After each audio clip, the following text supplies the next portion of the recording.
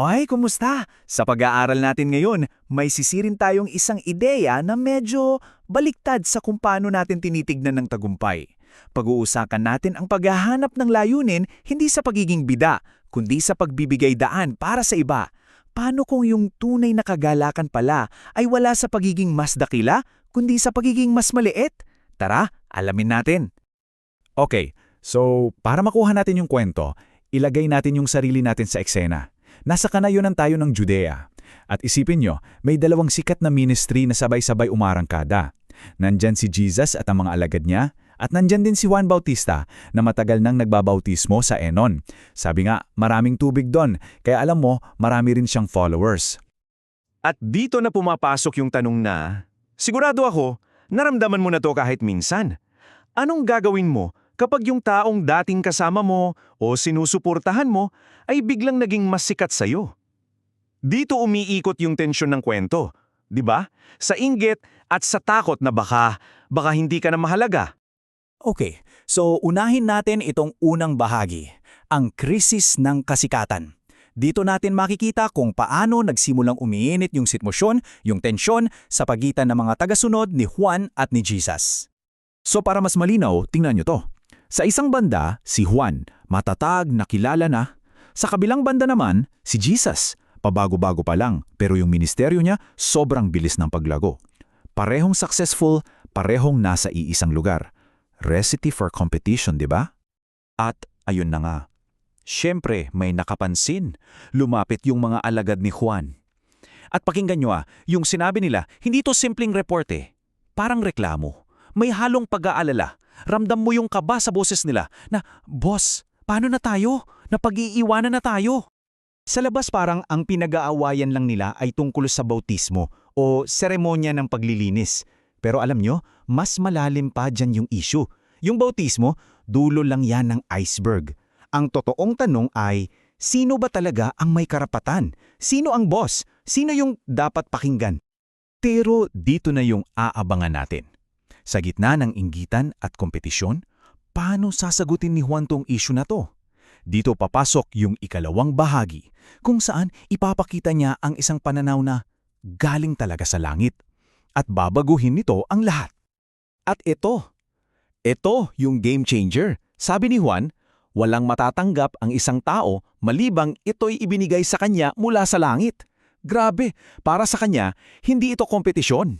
Ang ministeryo niya ay hindi isang karera na kailangan niyang ipanalo. Ang tingin niya dito, isang assignment galing sa Diyos. May simula at may hangganan. So ang ginawa niya, nilinaw niya agad kung sino siya at kung sino ang hindi siya. Sabi niya, una, hindi ako ang Kristo. Pangalawa, ako lang yung nauna para ihanda yung daan para sa kanya. Ang sukatan niya ng success, hindi yung dami ng followers, kundi yung pagiging tapat sa misyon niya. Gets nyo?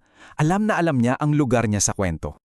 At para mas maintindihan pa natin yung mindset niya, gumamit siya ng isang perfect na analogy. Dito natin makikita ang kagalakan sa pagiging pangalawa. At dito, yung ideya ng pagliit ay hindi na sign ng failure, kundi ng fulfillment. So ano ba itong kaibigan ng lalaking ikakasal? Well, sa mga kasalan noong panahon nila, ito yung parang best man. Sobrang importante ng role niya. Pero yung trabaho niya, hindi para siya yung mapansin. Ang trabaho niya ay siguraduhin na lahat ng atensyon, lahat ng papuri, mapunta sa groom. Ang kagalakan ng kaibigang to nakadepende sa tagumpay ng bida. Buong-buo yung saya niya kapag naririnig na niya yung boses ng groom kasi ibig sabihin, ayos na ang lahat at ang selebrasyon ay para na sa tamang tao, hindi para sa kanya kundi para sa groom. At dahil dyan, binitawan niya itong isa sa pinakatanyag na linya sa buong kasulatan. Dapat siyang maging mas dakila, dapat ako maging mas maliit. Ito yung kailangan nating tandaan.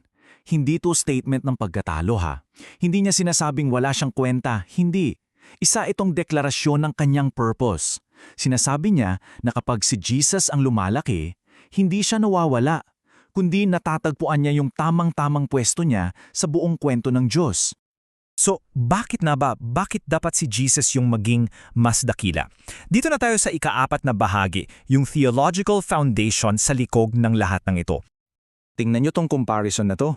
Perfect yung pagkakasummarize. Si Jesus galing sa itaas. Lahat ng iba galing lang sa lupa. Ang mensahe niya, salita mismo ng Diyos. Yung sa iba, panlupa lang. Ang espiritu, nasa kanya ng walang limitasyon. Sa iba, limitado lang. At yung otoridad, nasa kanya ang lahat. Sa iba, isang bahagi lang ang pinagkatiwala. Kitang-kita yung pagkakaiba, di ba? Pero may isang medyo mabigat na realidad na sinasabi dito.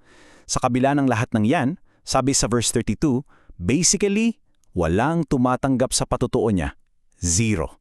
Grabe no? Hindi dahil mali yung mensahe, kundi dahil yung mga puso ng tao madalas sarado. Kaya yung pagtanggap sa patotoo ni Jesus, hindi lang yan basta naniniwala ako. Sinasabi dito na ito ay parang pagpapatunay na ang Diyos ay tapat.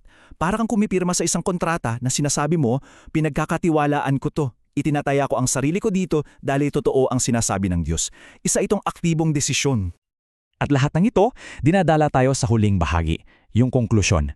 Dito, wala nang paligoy-ligoy. May pagpipilian tayong kailangang gawin at importante ito. Dalawa lang yung landas na nilalatag sa atin. Una, maniwala sa anak. Ang resulta, meron kang buhay na walang hanggan. Isang tunay na connection sa Diyos, hindi lang sa future, kundi ngayon na. Pangalawa, itakwil ang anak. Ang resulta, hindi mo mararanasan yung buhay na yan. At yung puot ng Diyos, yung kanyang makatarungang paghatol, ay nananatili sa'yo. Present tense, ito yung katotohanan ngayon.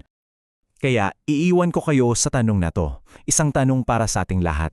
Sa buhay natin, sa mga pangarap natin, sa mga ginagawa natin araw-araw, sino ba talaga yung sentro?